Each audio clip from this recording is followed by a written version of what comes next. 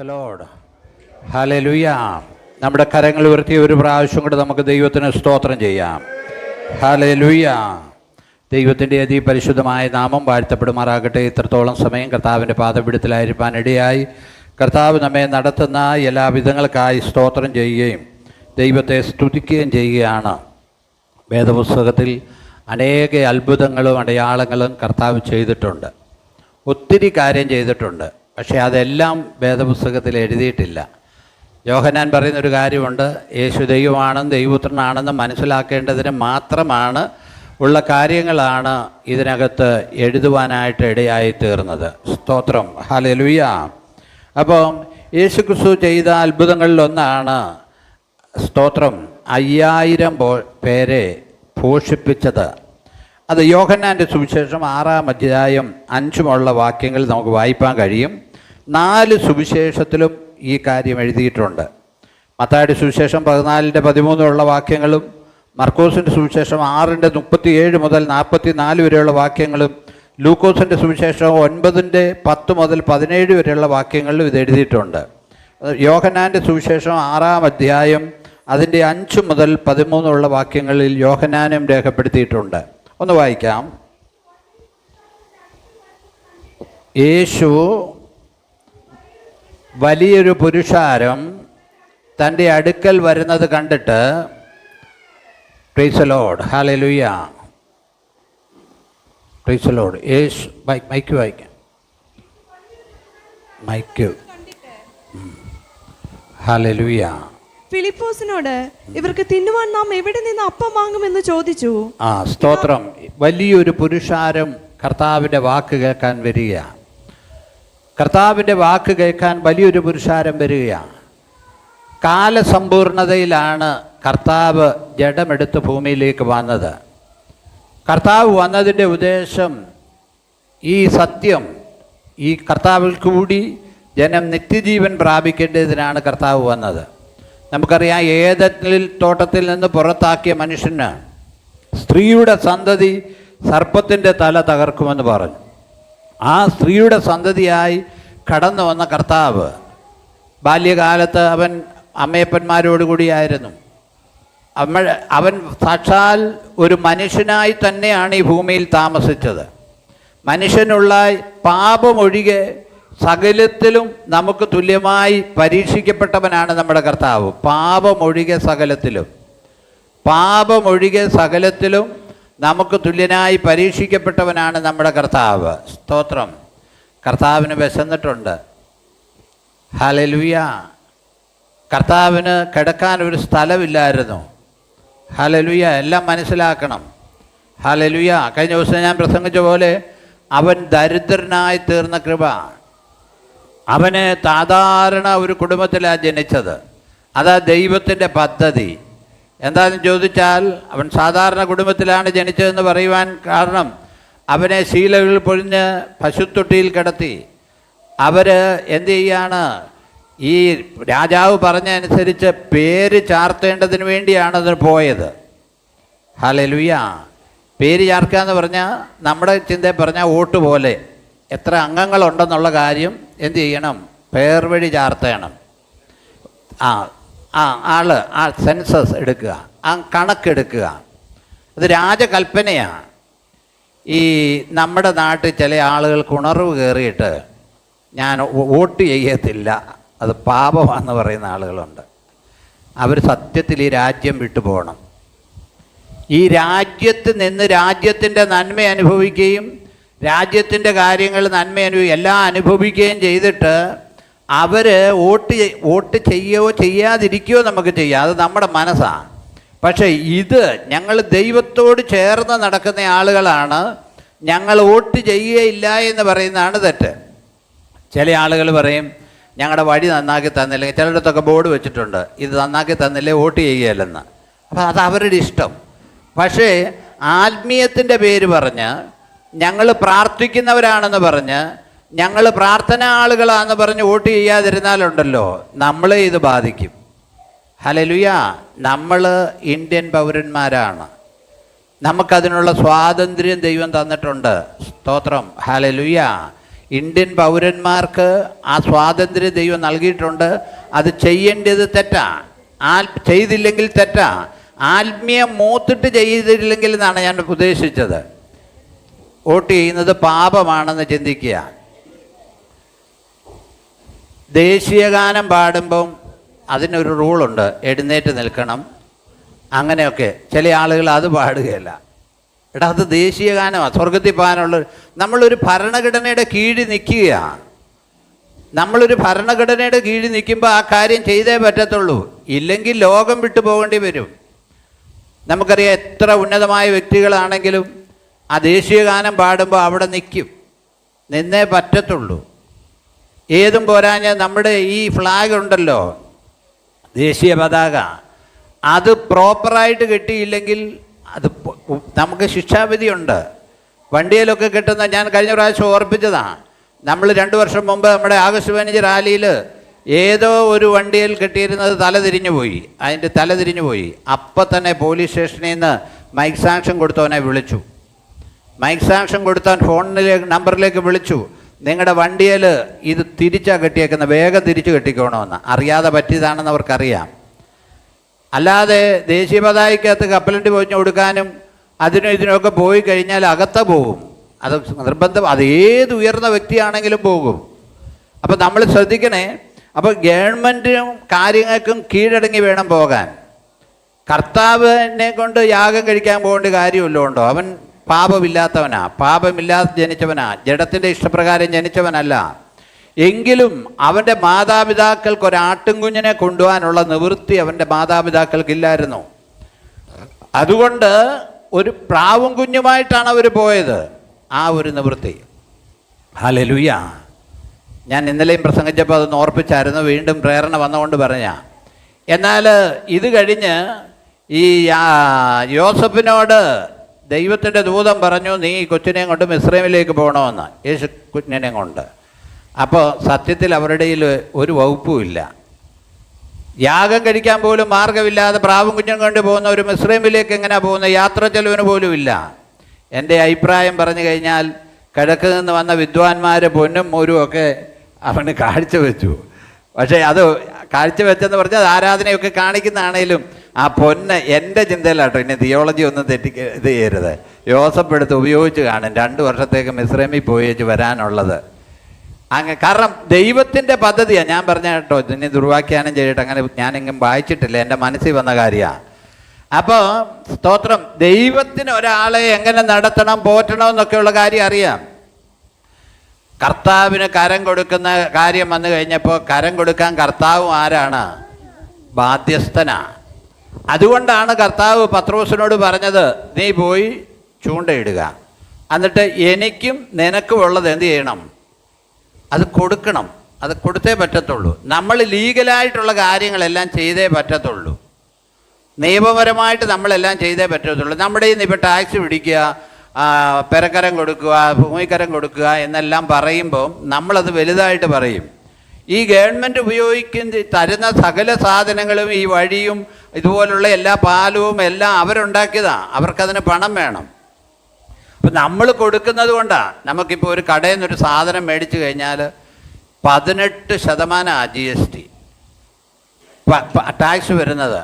10,000 രൂപയുടെ ഒരു സാധനം മേടിച്ചാൽ 1,800 രൂപ ടാക്സ്. വലിയ ഹോട്ടലിൽ കയറി 1000 രൂപയുടെ ഭക്ഷണം കഴിച്ചാൽ അതിൻ്റെ ടാക്സ് തന്നെ പോവുക കുറേ. അപ്പം നമുക്കത് മേടിക്കുമ്പോൾ ബുദ്ധിമുട്ടുണ്ടെങ്കിലും നമ്മൾ ആ നന്മയാണ് ഉപയോഗിക്കപ്പെടുന്നത്.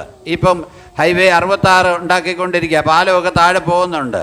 ഇനി അടുത്തത് അതെല്ലാം പണിയെടുക്കണമെങ്കിൽ കാശ് വേണം. അപ്പം നമ്മൾ ആ സിസ്റ്റം മനസ്സിലാക്കണം. ഹല്ലേലൂയ. ഈ അടുത്തിടത്ത് ഏറ്റവും കൂടുതൽ വരുമാനമുള്ള പഞ്ചായത്ത് എന്ന് പറയുന്നത് പുത്തൻകുരിശ്, വടവൂട് പുത്തൻകുരിശ് പഞ്ചായത്താണെന്നാണ് പറഞ്ഞത്. ഇന്ന് ഞാൻ ആ വാർത്ത കേട്ടായിരുന്നു. കാരണം അവിടെയാണ് ഈ സ്ഥാപനങ്ങളെല്ലാം ഉള്ളത്. ഏറ്റവും കൂടുതൽ, ഞാൻ ഇനിയും പറയുന്നത് ലൈവ് അപ്പോൾ ഏറ്റവും കൂടുതൽ വരുമാനം അവിടെ കിട്ടുന്നത് അവിടെയാണെന്നാണ് അത് പറഞ്ഞേക്കുന്നത്. അപ്പോൾ എന്നാലേ അവർ ആ ഫാക്ടറി, FACTയും അവിടെ റിഫൈനറി എല്ലാം ആ പഞ്ചായത്തിലാണ്. അപ്പോൾ എന്തുകൊണ്ടാണെന്ന് ചോദിച്ചാൽ, ഇതെല്ലാം നമ്മൾ ഇവിടെ ജീവിക്കുമ്പോൾ ഇത് ചെയ്തേ പറ്റത്തുള്ളൂ. ഇപ്പം നമ്മൾ പറഞ്ഞു വന്നത്, സ്തോത്രം, കർത്താവിൻ്റെ വാക്ക് കേൾക്കാൻ വേണ്ടി ആളുകൾ ഓടിക്കൂടി. കർത്താവ് അത് 30 വയസ്സായപ്പോഴാണ് അവൻ പരസ്യ പ്രവർത്തനത്തിന് ആരംഭിച്ചത്. വായിച്ചാട്ട്. യേശു വലിയൊരു പുരുഷാരം തന്റെ അടുക്കൽ വരുന്നത് കണ്ടിട്ട് ആ. ഫിലിപ്പോസിനോട് ഇവർക്ക് തിന്നുവാൻ നാം എവിടെ നിന്ന് അപ്പം വാങ്ങുമെന്ന് കർത്താവ് ചോദിച്ചു, ഇവർക്ക് തിന്നുവാൻ എവിടെ നിന്ന് നാം അപ്പം വാങ്ങിക്കും? ഓരോ സുവിശേഷത്തിലും ഓരോ രീതിയിലാണ് എഴുതിയേക്കുന്നത്. വായിച്ചോ. ഇത് അവനെ പരീക്ഷിപ്പാൻ അത്രേ ചോദിച്ചത്. ഫിലിപ്പോസിനെ പരീക്ഷിപ്പിക്കാനാണ് കർത്താവ് ചോദിച്ചത്. കാരണം അവൻ ആരാണെന്ന്, യേശു ആരാണെന്ന് വെളിപ്പെടുത്തിക്കൊണ്ടിരിക്കുക. ഈ അത്ഭുതങ്ങളുടെ കാര്യം എന്നാന്ന് ചോദിച്ചാൽ യേശു ആരാണെന്ന് വെളിപ്പെടുത്തിക്കൊണ്ടിരിക്കുക. ഹല്ലേലൂയ. കർത്താവ് ഇങ്ങനൊരു അത്ഭുതം ചെയ്യുമ്പോൾ ശിഷ്യന്മാർക്ക് മനസ്സിലാകും ഇവൻ ദൈവപുത്രനാണെന്ന് മനസ്സിലാകും. അടയാളങ്ങളാൽ ഉറപ്പിച്ചു കൊണ്ടിരിക്കുക. വായിച്ചോ. താൻ എന്ത് ചെയ്യുവാൻ പോകുന്നു എന്ന് താൻ അറിഞ്ഞിരുന്നു.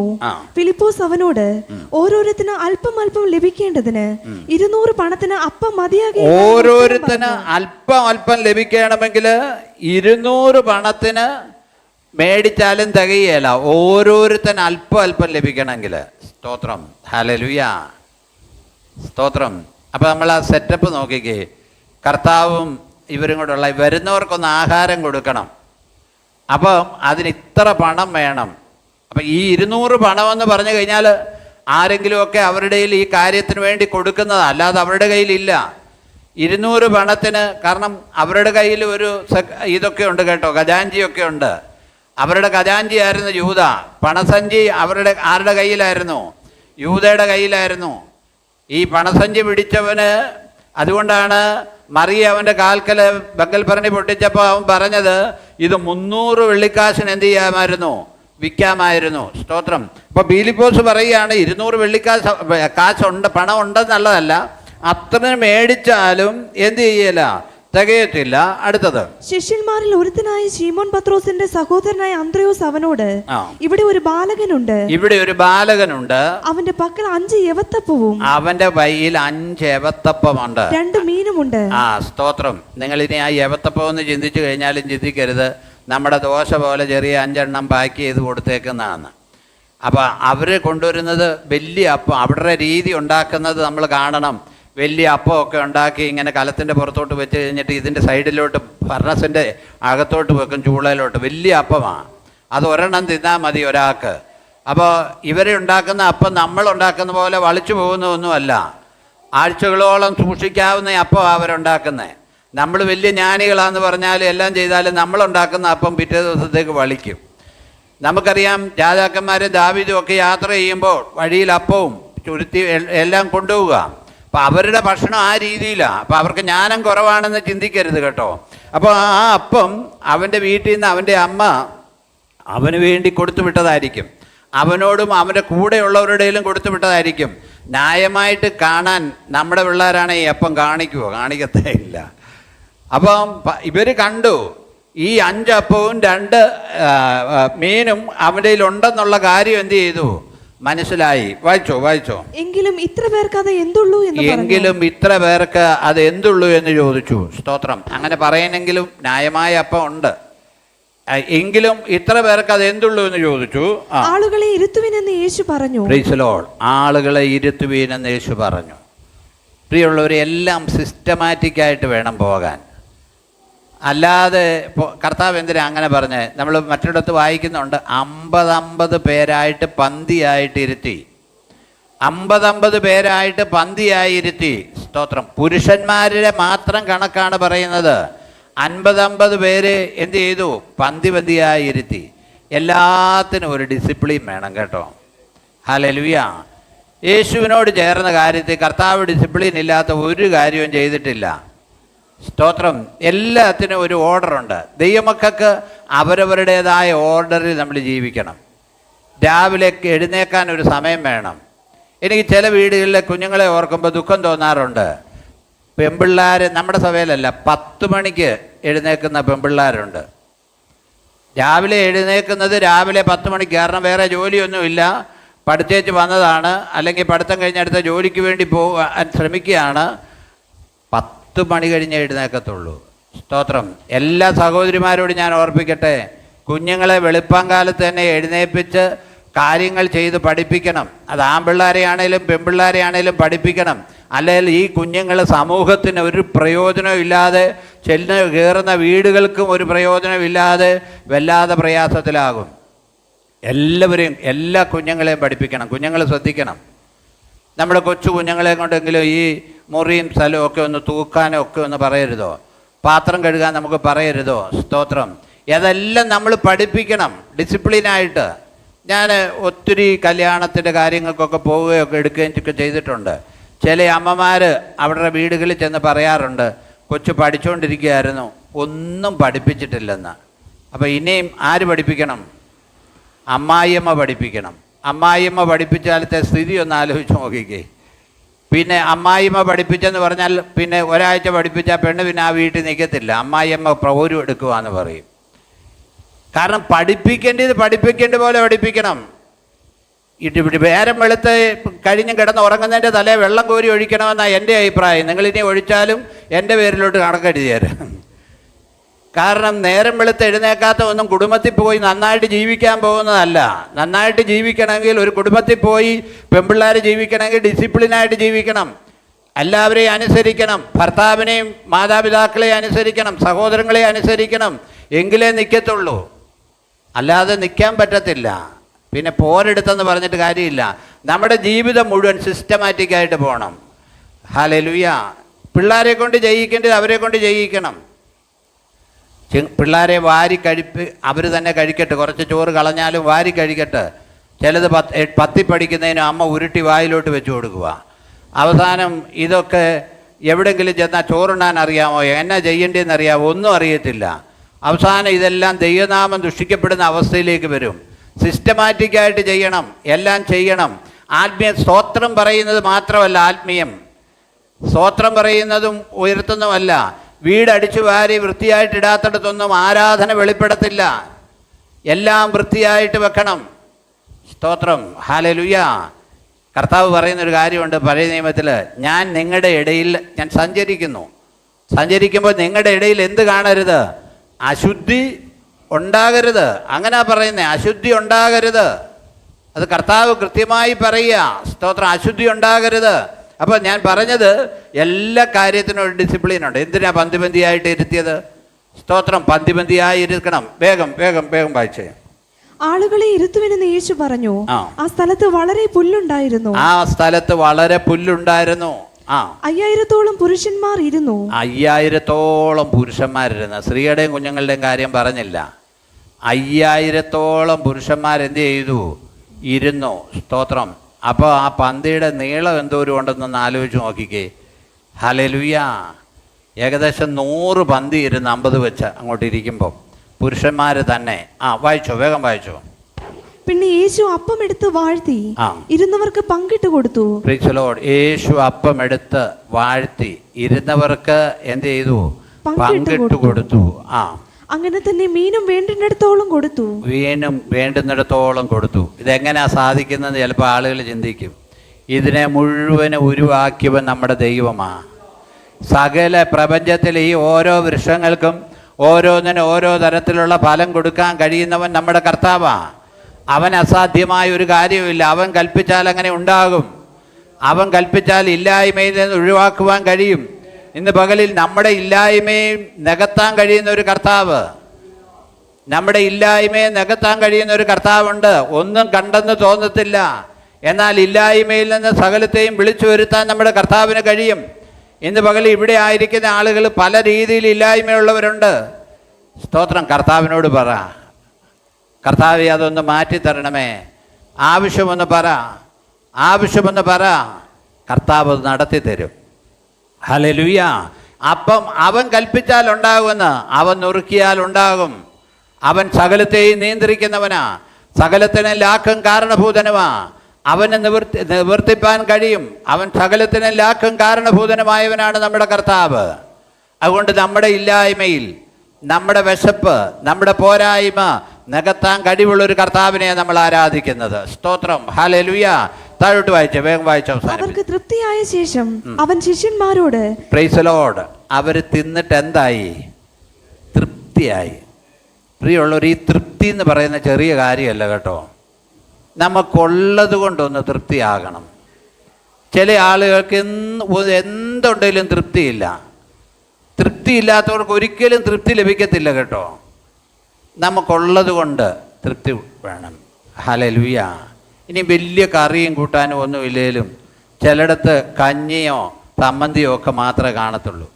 എറണാകുളത്ത് ഞാൻ പറയുന്നുണ്ടല്ലോ, തീരപ്രദേശത്ത് താമസിക്കുന്ന ആളുകളെക്കുറിച്ച് ഞാൻ മനസ്സിലാക്കിയിട്ടുണ്ട്. ട്രോളിംഗ് ഒക്കെ ഉള്ള സമയത്ത് പിന്നെ റേഷൻ മാത്രമേ ഉള്ളൂ, കറി വെക്കാനൊന്നുമില്ല. ഞാൻ പറഞ്ഞു കേട്ടിട്ടുണ്ട്, എൻ്റെ അളിയനൊക്കെ അവിടെയല്ലേ ശുശ്രൂഷിക്കുന്നത്, വെറും മുളക് പൊടി ചതച്ച് അതിനകത്ത് വെളിച്ചെണ്ണ ഒഴിച്ചാണ് അവർ കഴിക്കുന്നത്. എന്നാലും അവർക്ക് തൃപ്തിയാണ്. എന്നാലും അതിൽ നിന്ന് അവരുടെ ആരാധനാ ഹോളൊന്ന് പോയി കാണണം. ഈ മുളക് പൊട്ടിച്ച് കഴിക്കുന്നവരും അവരുടെ ഇല്ലായ്മയെന്ന് തൃപ്തിയാണ്. അവർക്കറിയാം ഇനി ഇത് കഴിഞ്ഞേ ഉണ്ടാകത്തുള്ളൂ. അതിന് പരാതി പറഞ്ഞിട്ട് കാര്യമുണ്ടോ?